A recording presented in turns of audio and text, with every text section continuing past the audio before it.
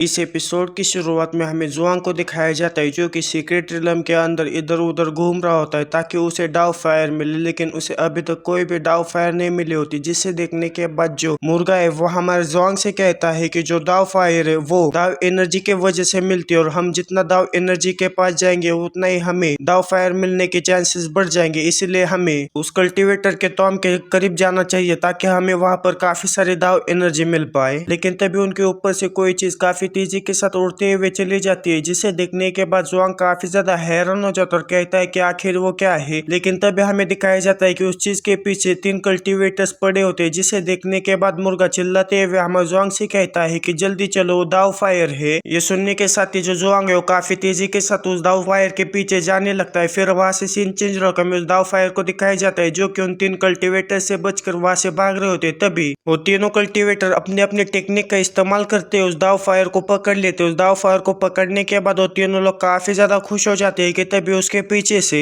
जो short set का disciple है वो आते हुए उन लोगों से कहता है कि जल्दी से उस दाव फायर को मुझे दे दो, अगर तुमने उस दाव फायर को मुझे नहीं दिया तो मैं तुम्हें जान से मार दूंगा। उसे वहां पर देखने के बाद वो तीनों डिसाइपल्स काफी ज्यादा हैरान हो जाते हैं, लेकिन फिर भी वो तीनों डिसाइपल्स हिम्मत जुटाते हुए शॉर्ट सेट के डिसाइपल से कहते हैं कि इस दाव फायर को हमने काफी ज्यादा मुश्किल से पकड़ा, इसीलिए हम ये तुम्हें नहीं देने वाले। ये सुनने के बावजूद भी वो शॉर्ट सेट का डिसाइपल उनसे कहता है कि जल्दी से अपना डिसीजन ले लो, मेरे अंदर बिल्कुल भी पेशेंस नहीं है। ये सुनने के बाद उन 3 कल्टिवेटर्स में से एक कल्टिवेटर कहता है कि वो अभी डायरेक्ट ट्रांसफॉर्मेशन स्टेज पर है, अगर हम तीनों साथ में मिलकर इसके ऊपर हमला कर देंगे तो ये जरूर हार जाएगा। ये सुनने के बाद वो शॉर्ट सेट का डिसाइपल मुस्कुराते उन लोगों से कहता है कि क्या तुम मुझे हराने के लिए 100 औरों का झुंड बना रहे हो जिसके अंदर कोई भी डायरेक्ट ट्रांसफॉर्मेशन स्टेज का डिसाइपल नहीं है और तुम लोग मुझे हराने की बातें कर रहे हो, क्या तुम सच में पागल हो। इतना कहने के साथ ही उन लोगों के बीच में लड़ाई होने लगती है, लेकिन वो जो 3 कल्टिवेटर्स होते हैं वो शॉर्ट सेट के डिसाइपल के सामने बिल्कुल भी नहीं टिक पाते और वो कुछ ही सेकंड्स के अंदर हार जाते। उन्हें हराने के बाद जो शॉर्ट सेट का डिसाइपल है उन्हें मारने के लिए काफी तेजी के साथ उनकी तरफ बढ़ने लगता है कि तभी आसमान के ऊपर से काफी बड़ी चट्टान उसके ऊपर आकर गिरने वाले होते हैं, लेकिन जो शॉर्ट सेट का डिसाइपल है वो अपनी फुर्ती दिखाते हुए उस बड़े से चट्टान से बच जाता है। उस चट्टान से बचने के बाद वो चिल्लाते हुए जिसने उसके ऊपर चट्टान फेंकी होती है उसे कहता है कि आखिर तुम कौन हो, तुम्हारी हिम्मत कैसी हुई पीछे से मेरे ऊपर हमला करने की, क्या तुम मारना चाहते हो।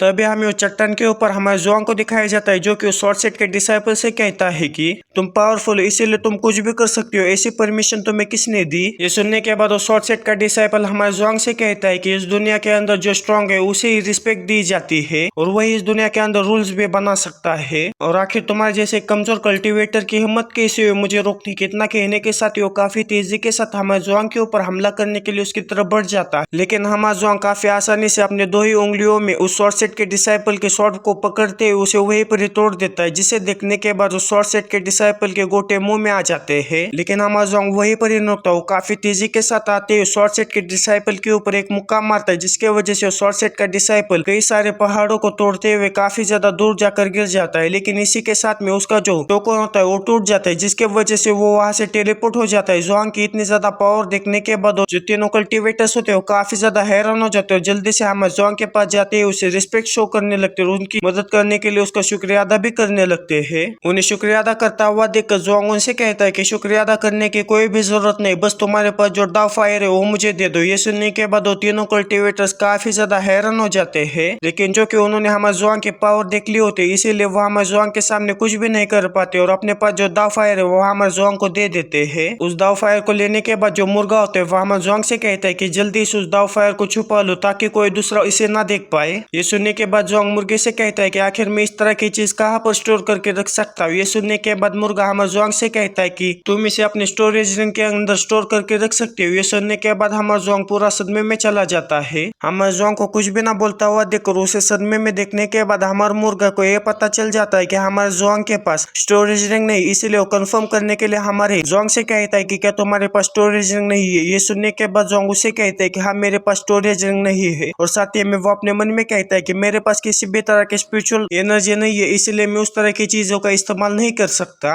अगर मुझे पता होता कि इसे स्टोर करने के लिए एक स्टोरेज रिंग की जरूरत है तो मैं उन्हें मारने से पहले उनके पास से स्टोरेज रिंग को ले लेता। ये सुनने के बाद हमारा मुर्गा पूरा सदमे में जाते हुए हमारे जुआंग से कहता है कि तो फिर हमें इसे एब्जॉर्ब करने के लिए एक सुरक्षित और अच्छी सी जगह ढूंढनी होगी ताकि कोई और हमें ढूंढ ना पाए। ये सुनने के बाद हमारा जुआंग अपने मन में कहता है कि मेरे पास किसी भी तरह का स्पिरिचुअल रूट नहीं, इसीलिए मैं इसे एब्जॉर्ब नहीं कर सकता, क्यों ना मैं इस मुर्गे के ऊपर थोड़ा सा फेवर करूं। इतना सोचने के बाद हमाजोंग हंसते हुए मुर्गे से कहता है कि जो कि तुमने मुझे मेरा मास्टर माना, इसीलिए मैं तुम इस दाव फायर को अपने अंदर एब्जॉर्ब करने के लिए दे देता हूँ। ये सुनने के बाद हमारा मुर्गा काफी ज्यादा हैरान हो जाता है। फिर वहां से सीन चेंज होकर में और दो कल्टिवेटर्स को दिखाया जाता है जिनको के दाव फायर मिली होती है कि तभी उनके पीछे से कोई आते हुए उन दोनों कल्टिवेटर से कहता है कि जल्दी से उस दाव फायर को मुझे दे दो। ये सुनने के बाद वो दोनों कल्टिवेटर्स काफी ज्यादा हैरान हो जाते हैं, इसलिए पीछे मुड़ते हुए देखने लगते हैं कि आखिर किसने हमसे ये कहा है। वहां पर हमें लिटिल मून को दिखाया जाता है जो कि उनसे कहती है कि जल्दी से वो दाव फायर मुझे दे दो। हमारे लिटिल मून को वहां पर देखने के बाद वो दोनों कल्टिवेटर्स हमारे लिटिल मून से कहते हैं कि आखिर तुम जैसी छोटी बच्ची की हिम्मत कैसी हुई हमें धमकाने की।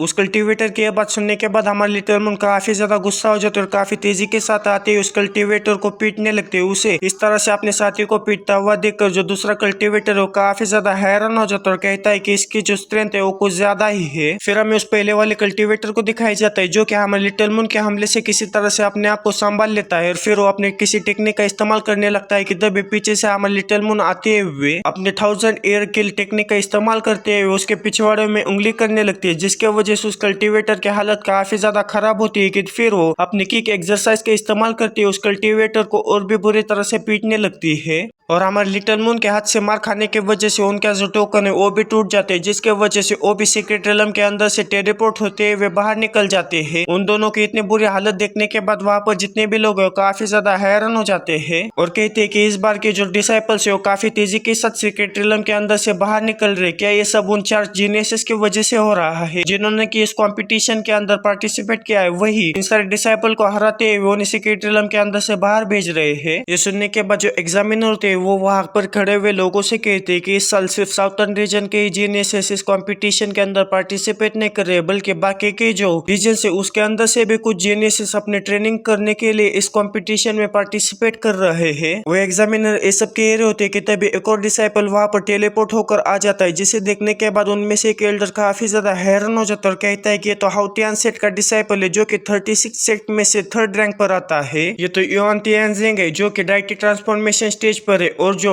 प्राइमरी राउंड है उसके अंदर 4th रैंक पर था। आखिर ये इतनी जल्दी एलिमिनेट कैसे हो गया? क्या इसकी लड़ाई जुआनजिन सेट या फिर शॉर्ट दाव सेट से हुई थी? ये सुनने के बाद जो एग्जामिनर है उन लोगों से कहती है कि दाव फायर को नर्चर करने के अलावा सीक्रेट रियलम के अंदर जो डेमोनिक बीस्ट है उनकी कल्टीवेशन करने के लिए काफी अच्छी जगह है। मैंने सुना है कि जो हेवनली टॉम के अंदर 6th लेवल वाला डेमन एम्परर कैद करके रखा गया था वो कब का ही आजाद हो चुका है और मुझे ऐसा लगता है कि उसने अपने आप को ब्रेक थ्रू करते हुए 7th लेवल पर पहुंच चुका होगा जो कि डेमन सेवेरिजन स्टेज आता है। ये सुनने के बाद वहां पर जितने भी एल्डर्स होते हैं काफी ज्यादा हैरान हो जाते हैं। अगर वो डेमन सेवेरिजन स्टेज पर पहुंच चुका है इसका ये मतलब है कि हमारी ह्यूमन की कल्टीवेशन स्टेज के हिसाब से वो बॉडी इंटीग्रेशन स्टेज पर पहुंच चुका होगा। ये सुनने के बाद जो एग्जामिनर होती है वो कहती है कि हाँ बिल्कुल तुमने सही कहा, डेमन सेवेरिजन के अंदर जो डेमन बीस्ट की लेवल होती है उसके अंदर किसी भी तरह की डेमोनिक कैरेक्टरिस्टिक्स नहीं होती। अगर ये डेमन किसी नॉर्मल पर्सन के सामने भी आ जाए तब भी कोई भी ये पता नहीं लगा पाएगा कि आखिर इन दोनों में से कौन डेमन है। फिर हमें उसी मिस्टीरियस लड़के को दिखाया जाता है जो कि अभी भी हमारे जुआन के बारे में सोच रहे होते और कह रहे होते कि मैं आशा करती हूँ कि तुम मुझे डिसअपॉइंट नहीं करोगे। फिर वहां से सीन चेंज होकर हमें जुआन को दिखाया जाता है जो कि अलग अलग डिसाइपल के पास जाते हुए उसे हराते हुए उसके पास से उसकी जो दाव फायर है वो छीन रहा होता है, यानी कि चोरी कर रहा होता है।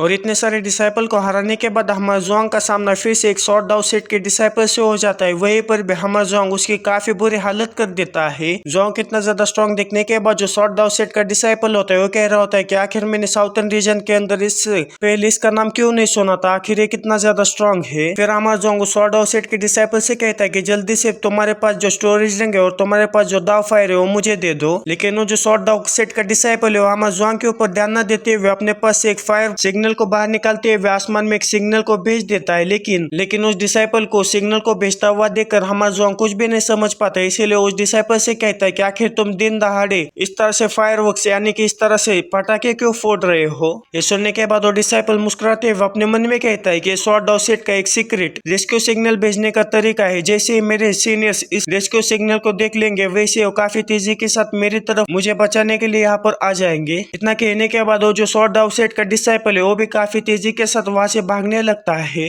लेकिन हमारा जुआन भी कहा उसे भागने देता है। वो काफी तेजी के साथ उस शॉर्ट दाव सेट के डिसाइपल के सामने आते हुए उसके सर को अपने हाथों से पकड़ लेता है, उसे काफी तेजी के साथ जमीन के ऊपर पटक देता है, जिसके वजह से वहाँ पर काफी बड़ा धमाका होता है। और इसी मौके का फायदा उठाते हुए आखिर जोंग उसके हाथ से कब स्टोरेज रिंग निकाल लेता है वो हमें भी पता नहीं चलता, और साथ ही में उस स्वॉर्ड आउट सेट के डिसाइपल को भी पता नहीं चलता। और जब वो ये सोच रहा होता है कि आखिर जोंग ने उसके हाथों से अपनी स्टोरेज रिंग कब निकाली, तब उसे ये एहसास हो जाता है कि जो जोंग है उसकी स्पीड कुछ ज्यादा ही तेज है, जिसके वजह से जब वो मेरे ऊपर हमला कर रहा था तब उसने मेरे हाथों से स्टोरेज रिंग में बाहर निकाल ली थी। वो इतना ज्यादा तेज है जिसके वजह से मुझे भी पता नहीं चला कि कब उसने मेरी स्टोरेज रिंग निकाल ली। इतना सोचने के बाद वो डिसाइपल ये सोच रहा होता है कि डैम इट, अब मैं क्या करूँ, कि तभी जमीन को चीरते हुए काफी बड़ा डेमन बाहर निकलने लगता है। इतने बड़े डेमन को देखने के बाद वो जो शॉर्ट सेट का डिसाइपल है वो काफी ज्यादा हैरान हो जाता है कि तभी वो डेमन उस शॉर्ट सेट के डिसाइपल के ऊपर हमला कर देता है, जिसके वजह से उसके पास जो टोकन है वो टूट जाता है और वो उस सीक्रेट रियलम के अंदर से बाहर चला जाता है।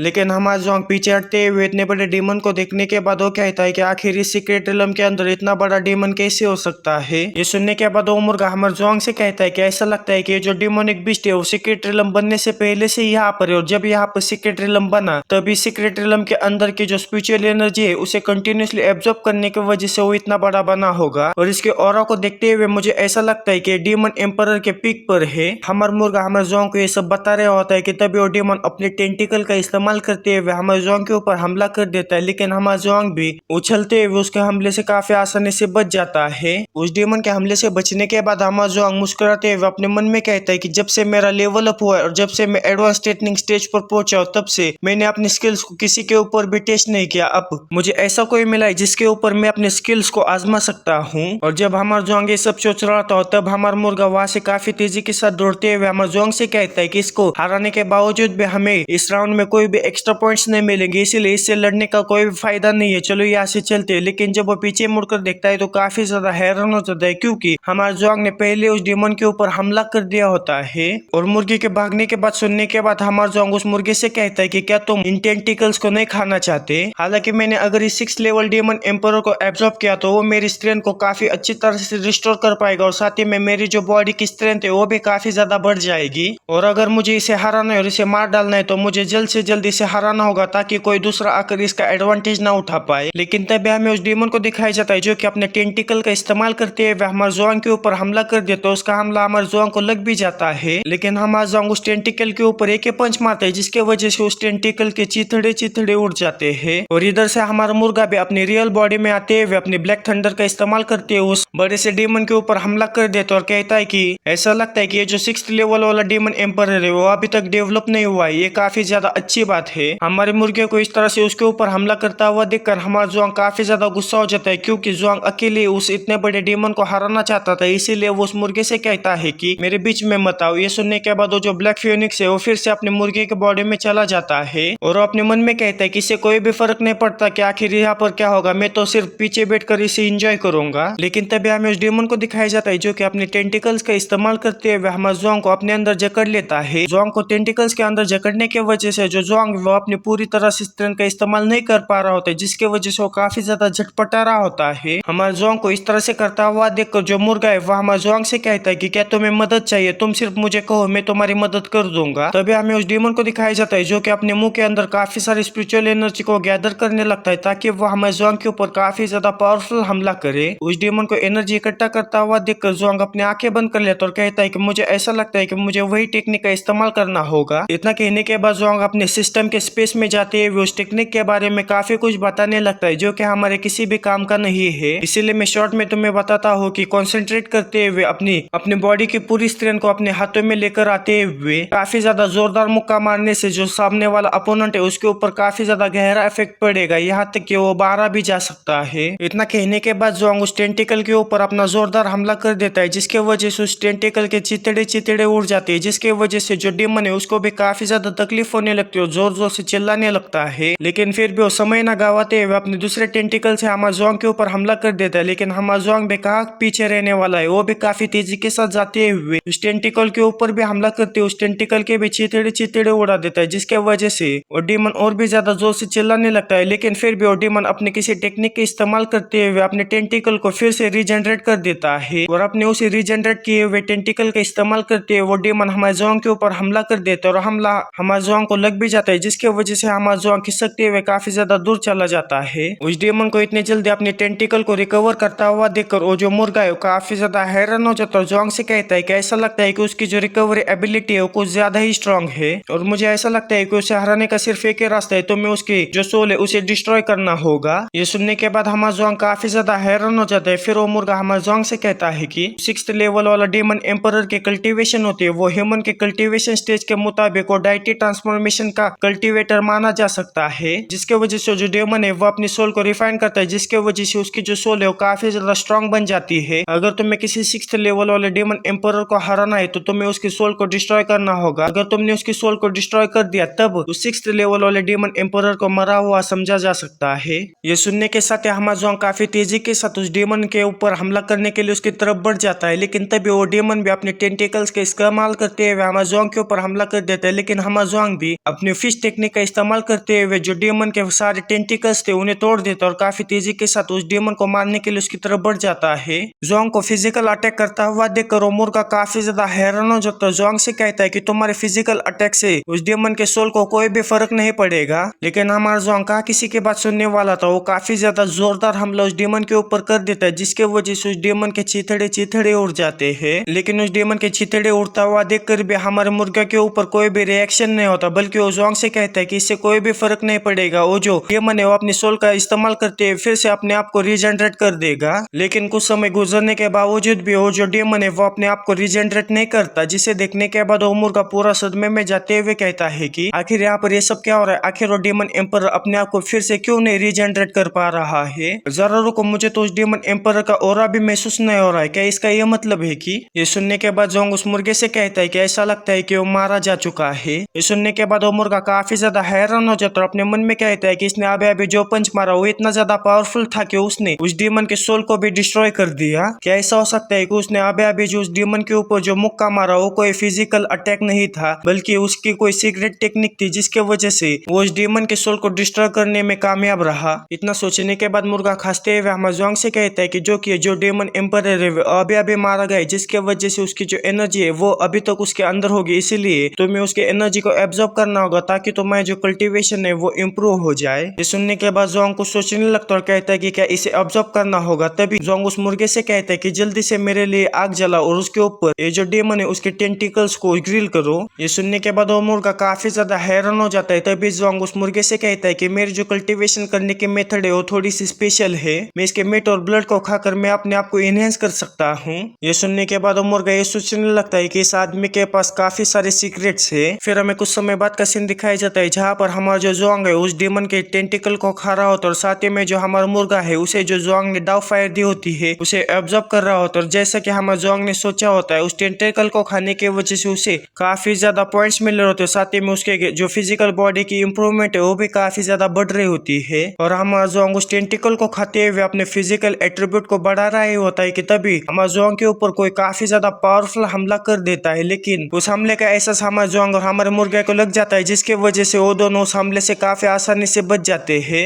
उस हमले से बचने के बाद हमारा जो जोंग है वो उस हमले करने वाले से पूछता है कि आखिर तुम कौन हो। तभी हमें उस दहे के अंदर कुछ लोगों को दिखाया जाता है। उनमें से एक आदमी कहता है कि अच्छा, तो वो रेस्क्यू सिग्नल यहाँ पर से आया था, लेकिन मैंने कभी भी नहीं सोचा था कि यहाँ पर आ जाने के बाद मुझे इतनी अच्छी अपॉर्चुनिटी मिलेगी और यहाँ पर आने के बावजूद मैं अपने जूनियर ब्रदर के ऑरा को नहीं सेंस कर पा रहा हूँ। इसका ये मतलब है कि वो एलिमिनेट हो चुका है और तुमने एक डेमन एम्परर को भी मार दिया। ऐसा लगता है कि मेरा जो अपोनेंट है उसके पास कुछ तो स्ट्रेंथ है, लेकिन उस डेमन एम्परर को मारने के बावजूद भी ऐसा लग रहा है कि तुमने एक काफी अच्छा सा गिफ्ट मेरे लिए तैयार करके रखा है। वहाँ पर उन लोगों को देखने के बाद हमारा जोंग काफी ज्यादा हैरान हो जाता है और उनसे कहता है कि तुम तो शॉर्ट डाउ सेट के जो जोन इंसेक्ट है उसके लोग हो। और जोंग अपने मन में कहता है कि सीनियर ब्रदर ने मुझसे ये कहा था कि वो सारे लोग बॉडी इंटीग्रेशन स्टेज तक पहुंच चुके हैं, स्पेशली जो जुआन वूजू वो बॉडी इंटीग्रेशन स्टेज के मिडल पर पहुंच चुका है। फिर जोंग उनकी तरफ देखते हुए उनसे कहता है कि क्या तुम दोनों ने मिलकर अलायंस तैयार कर ली है। ये सुनने के बाद जो जोआन जेनसेट की जोंग मिंग्यो है वो हमारे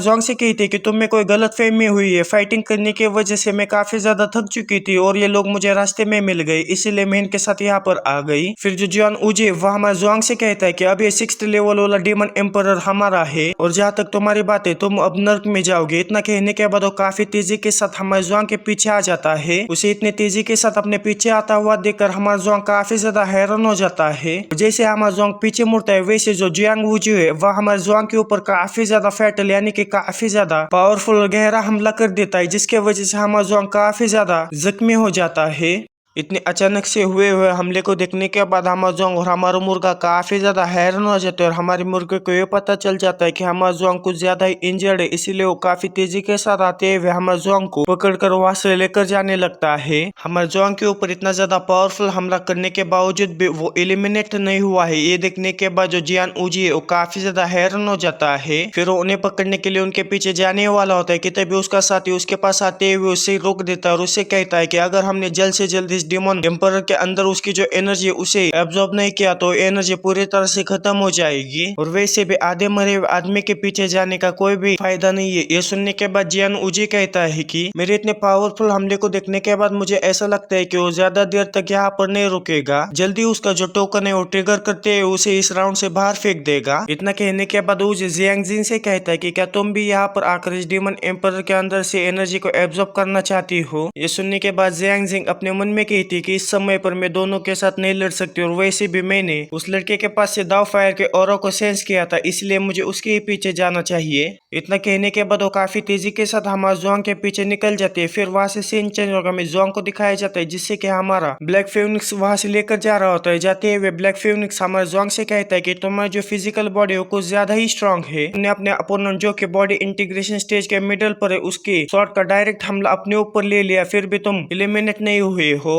और अगली बार जब हमारा सामना उनके साथ होगा तो हमें उन्हें अवॉइड ही करना चाहिए। और तुम्हारे स्ट्रेंथ के हिसाब से तुम ऑलमोस्ट बॉडी इंटीग्रेशन स्टेज पर हो, तुम्हारी इतनी स्ट्रेंथ के साथ डाइटे ट्रांसफॉर्मेशन के कल्टीवेटर को हराना तुम्हारे लिए कोई बड़ी बात नहीं है, लेकिन अगर कोई ट्रू इंटीग्रेशन कल्टीवेटर तुम्हारे सामने आ जाए तो तुम्हारी जो स्ट्रेंथ है वो बिल्कुल भी काफी नहीं है। लेकिन तभी हमें जुआंग को दिखाया जाता है जो कि खून की उल्टियां करने लगता है, साथ ही में हमें उसके घाव को दिखाया जाता है जो कि अभी भी काफी ज्यादा बढ़ रहा होता है, जिसे देखने के बाद ब्लैक फिनिक्स से हमारे जुआंग से कहता है कि हमें जल्द से जल्द तुम्हें जो इंजरी है उसे ठीक करनी होगी, नहीं तो ये इंजरी और भी ज्यादा बढ़ती जाएगी। ये सुनने के बाद जुआंग ब्लैक फिनिक्स से कहता है कि मेरे लिए एक अच्छी सी जगह ढूंढो, इस इंजरी को ठीक करने का मेरे पास एक रास्ता है। ये सुनने के बाद हमारे ब्लैक फिनिक्स को ये पता चल जाता है कि हमारा जुआंग उसी सोना पुल का इस्तेमाल करते हुए अपनी इंजरी को ठीक करने वाला है। लेकिन तभी ब्लैक फिनिक्स को ये अंदाजा लग जाता है कि कोई पावरफुल चीज उनका पीछा कर रही है, जिसे सेंस करने के बाद हमारा ब्लैक फिनिक्स काफी ज्यादा हैरान हो जाता है और जल्दी जल्दी हमारे जुआंग को एक सेफ जगह पर लेकर जाने लगता है। लेकिन तभी वहां पर जियांगजिन पहुंच जाती है जो कि इधर उधर उन लोगों को ढूंढने लगती है, जिसे देखने के बाद हमारा ब्लैक फिनिक्स काफी ज्यादा हैरान हो जाता है और अपने मन में कहता है कि जैसे कि मैंने एक्सपेक्ट किया था ये तो वही है। फिर ब्लैक फिनिक्स अपने आप को शांत करते हुए कहता है कि मैं अभी सिर्फ डाइटी ट्रांसफॉर्मेशन स्टेज के कल्टीवेटर जितनी ही पावर को इस्तेमाल कर सकता हूँ, इसीलिए मैं उसे हरा नहीं पाऊंगा।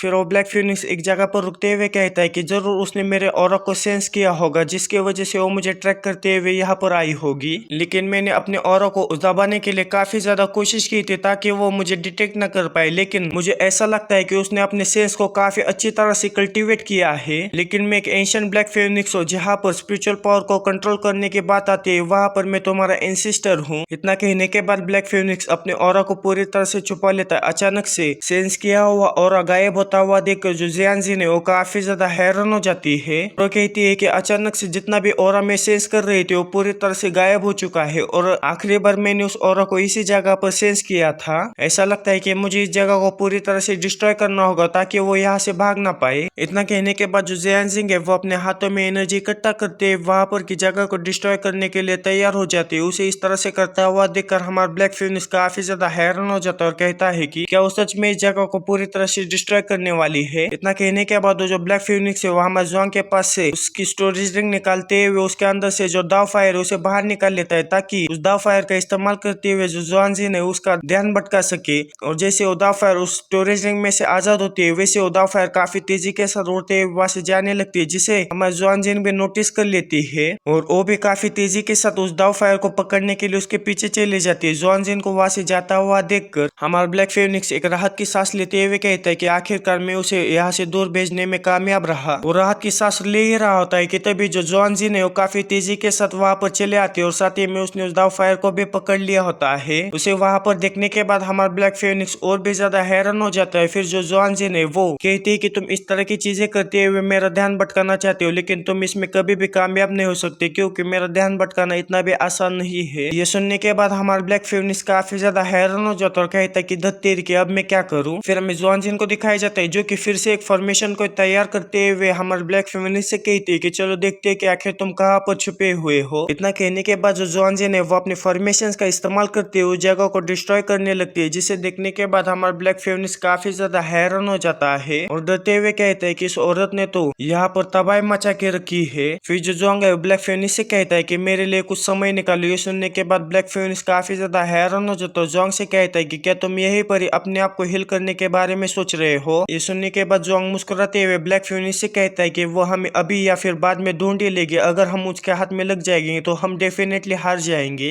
ये सुनने के बाद ब्लैक फिनिक्स हमारे जुआन से कहता है कि तो फिर ठीक है, तुम्हें इसे जल्दी करना होगा। इतना कहने के बाद वो अपने ब्लैक थंडर का इस्तेमाल करते हुए जुआन जिन के ऊपर हमला कर देता है। उस ब्लैक थंडर को अपनी तरफ आता हुआ देखकर जुआन जिन भी जल्दी से अपने सामने एक शील्ड को तैयार करते हुए उस ब्लैक थंडर को रोक लेती है। उस ब्लैक थंडर को रोकने के बाद वो मुस्कुराते हुए कहती है कि फाइनली मैंने तुम्हें इतना फोर्स कर ही लिया कि तुम बाहर आ जाओ। फिर हमें ब्लैक फिनिक्स को दिखाया जाता है जो कि हमारे जुआन जिन के सामने आ जाता है और जुआन जिन की तरफ देखते हुए वो काफी ज्यादा डर रहा होता है और अपने मन में कहता है कि इस स्टेज के अपोनेंट को मैं ज्यादा देर तक रोक नहीं सकता। जुआन तुम्हें जल्दी अपने आप को हिल करना होगा। और हमें जुआन को दिखाया जाता है जो कि अपने सोना पूल के अंदर बैठकर अपने आप को हिल कर रहा होता है। फिर हमें जुआन जिन को दिखाया जाता है जो कि ब्लैक फिनिक्स से कहती है कि तुम्हारा ऑरा को देखने के बाद मुझे ऐसा लगता है कि तुम वही ब्लैक चिकन हो, लेकिन मैंने कभी भी नहीं सोचा था कि तुम एक 6th लेवल वाले डेमन एम्परर हो और तुम अकेले यहाँ पर आए हो, तुम्हारे मास्टर यहाँ पर नहीं आए। इसका ये मतलब है कि तुम अपने मास्टर को भागने के लिए कुछ समय निकाल रहे हो। लेकिन तुम्हें एक बात जाननी चाहिए, जो जेट टोकन उन्हें दिया जाता है वो सिर्फ पार्टिसिपेट को ही प्रोटेक्ट करके रखता है। अगर कोई बैटल पेट इस कॉम्पिटिशन के अंदर मारा जाता है तो जेट टोकन कभी भी रिएक्ट नहीं करेगा, उस बैटल पेट को कभी भी कॉम्पिटिशन से बाहर यानी कि सीक्रेट रिलम के अंदर से बाहर नहीं भेजेगा।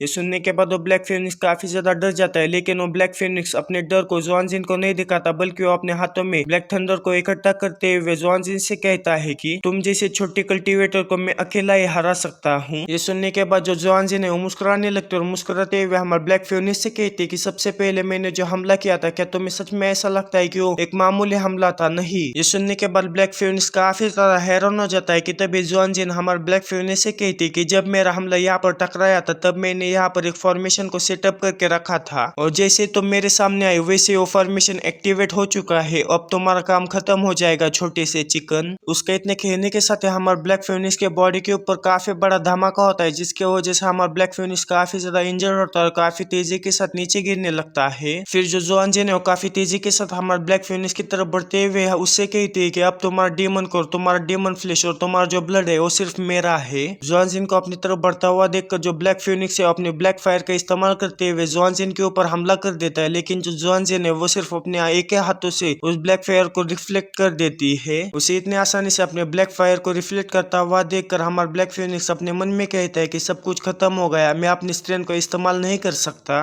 जुआन, क्या तुम्हारा काम अभी तक खत्म नहीं हुआ है? और इधर हमें जुआन को दिखाया जाता है जो कि अभी अभी अपनी इंजरीज को हिल कर रहा होता है और हमें ब्लैक फिनिक्स को दिखाया जाता है जो कि जुआन जिन के हाथ से मार खा रहा होता है। इधर हमारा जुआन इंजरीज को हिल कर रहा होता है और इधर हमारा ब्लैक फिनिक्स जुआन जिन के हाथों से मार खा रहा होता है। आखिर में हमारा जो जुआन जिन है वो हमारे ब्लैक फिनिक्स को मारने के लिए उसकी तरफ बढ़ जाती है। इस बात का अंदाजा हमारे ब्लैक फिनिक्स को भी लग जाता है कि अब वो नहीं बचेगा, इसलिए जोर से चिल्लाते हुए हमारे जुआन का नाम ले लेता है, जिसके आवाज हमारे जुआन के पास पहुंच जाती है और वो अपनी आंखें खोल लेता है। और बस इस वीडियो में इतना ही। इसके आगे के चैप्टर्स अभी तक रिलीज नहीं हुए, जैसे इसके आगे के चैप्टर रिलीज हो जाएंगे वैसे मैं एपिसोड डाल दूंगा। मिलते हैं अगली किसी वीडियो में। Okay bye.